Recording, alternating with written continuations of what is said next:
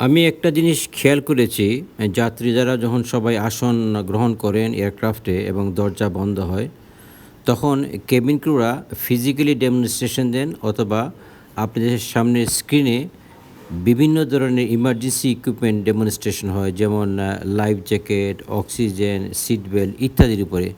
তখন যাত্রীরা সেদিকে মনোযোগ না দিয়ে কেউ মোবাইল নিয়ে ব্যস্ত থাকেন বা কেউ গল্পতে ব্যস্ত থাকেন বা জানালা দিয়ে বাইরের দিকে তাকিয়ে থাকেন। কিন্তু সেটা আসলে ঠিক নয়।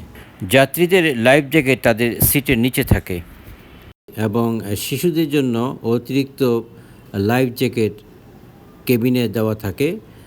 এটা হচ্ছে এটিআর এয়ারক্রাফট। এটিআর এয়ারক্রাফটের সামনের বাঁ দিকে এরকম 10টি শিশুদের জন্য লাইফ জ্যাকেট দেওয়া থাকে এবং অতিরিক্ত আরও বেশ কয়েকটি লাইফ জ্যাকেট দেওয়া থাকে যদি কোনো কারণে কারোরটা যদি ইনফ্লেট না হয় বা নষ্ট হয়ে যায় সেই জন্য।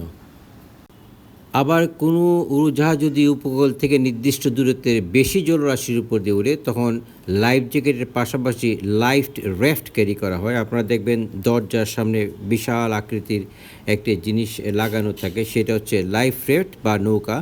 এটি পানিতে অবতরণ করলে আমরা যেটাকে বলি ডিচিং, তখন কেবিন ক্রুরা এটা দরজাটা খোলার সাথে সাথে বাইরে ইনফ্লেট হয়ে যায় পানির উপরে এবং ল্যান্ডের মধ্যে এটা স্লাইড হিসেবে কাজ করে আর পানির মধ্যে এটি নৌকার মতন কাজ করে। তখন সমস্ত যাত্রীরা এখানে ওঠেন এবং এয়ারক্রাফটটি অবতরণ করা পানির পরে নির্দিষ্ট একটি সময় এটা ভেসে থাকবে, তারপর ডুবে যাবে। এই সময়ের মধ্যে অর্থাৎ 90 সেকেন্ডের মধ্যে সমস্ত যাত্রীরা লাইফ জ্যাকেট পরে বের হয়ে যাবেন।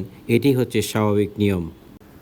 আমি নিজেও সিমুলেটরে এই ডিচিংটা প্র্যাকটিস করেছি। মানে এয়ারক্রাফটটা যাচ্ছে, 2টা ইঞ্জিন বন্ধ হয়ে গেল, তখন আমরা হয়তো সাগরের উপরে বা কোনো নদীতে আছি, সেটা অবতরণ করা যায় কিভাবে, ঢেউগুলা বা যে দিক থেকে আসছে সেই দিক থেকে কীভাবে নিজেকে সেফ রেখে অবতরণ করা যায় সেটি প্র্যাকটিস করা হয়। আমি আবার সবার প্রতি অনুরোধ করব, যখন এই ডেমনস্ট্রেশন দেওয়া হয় আপনারা অবশ্যই সেটি ভালোভাবে লক্ষ্য করবেন।